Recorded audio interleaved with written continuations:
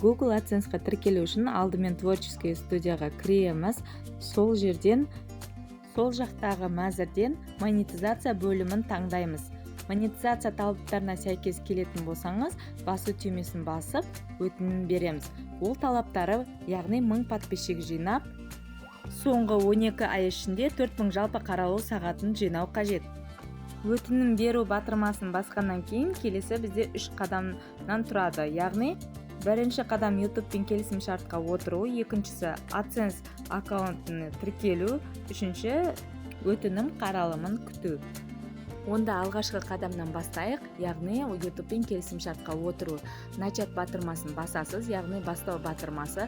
Әрі қарай сіздерге YouTube өзінің қазақ тілді мұндағы келісім шартты шығарады. Оны оқып, соңында мұнда галочка қойып, принять условия дегенді басасыз. Ол дегеніміз сіз келісім шартқа отырып, олардың шартын қабылдады дегенді білдіреді.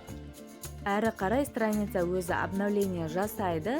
Ол жерде, яғни бірінші қадамның қасында выполнены, яғни орындалды деген жасыл сөз шықса, демек бірінші қадамды орындадық деген сөзді білдіреді.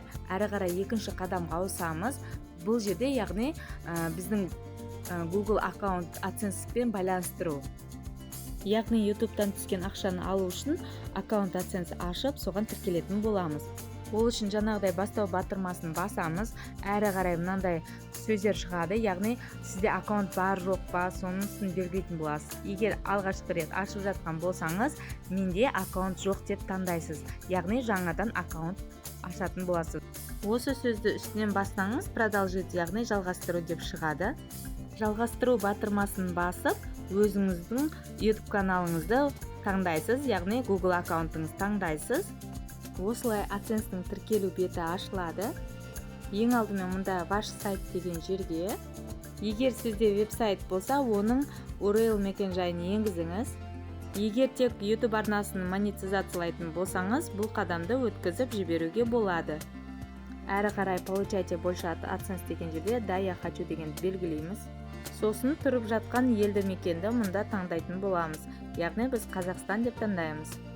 Сосын мұнда я принимаю соглашение, яғни келісім шартқа қол қою үшін келісіміңізді бересіз, және де создать аккаунты дегенді басамыз. Әрі қарай осылай AdSense аккаунтын ашылады. Бұл жерге өзіміздің жеке мәліметтерімізді жазып толтыратын боламыз.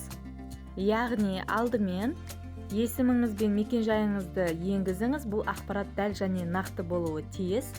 Андағы тип аккаунта деген жерде физическое лицо деп таңдап, әрі қарай жеке мәліметтерді толтыратын боласыз.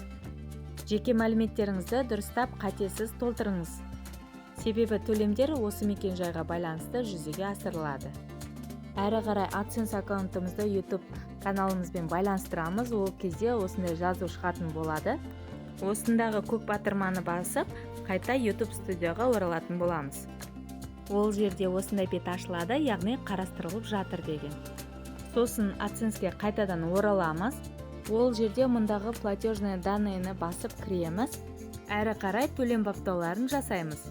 Мұнда көріп тұрғандарыңыздай ваш доход 0 деп тұр, яғни монетизация қосылғаннан кейін қанша доллар жинағандарыңыз осында жиналып көрсетіліп тұратын болады. $100 асқан уақытта ғана сіз оны шешіп ала алатын боласыз. Әрі қарай баптауларды жалғастырамыз. Мұндағы пользователь дегенді басамыз. Сосын мұндағы ручка тәріздіні басып, әрі қарай контакт, яғни телефон номермен электронный почтамызды жазамыз. Әрі қарай басқа ештеңені өзгертпейміз, солай сохранить деген батырманы басып сақтап қоямыз. Сосын күтеміз, Google аккаунт, яғни AdSense-іңіз қалай расталады.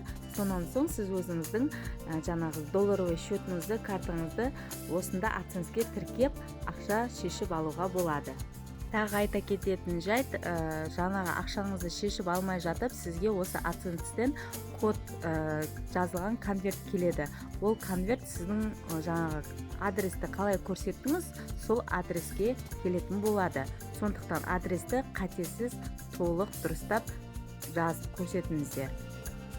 Ал енді Google AdSense-тен келген кодты қалай аламыз, немесе қалай тіркейміз, және де долларовый счет ашып, оны қалай толтырып баптауларын жасайтынын келесі видеода көрсететін боламын.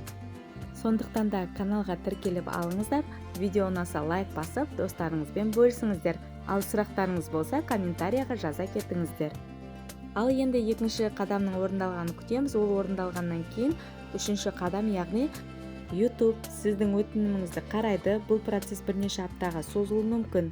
Өтінім мақұлданған жағдайда арнаңыздағы видеоларды монетизациялауды бастай аласыз.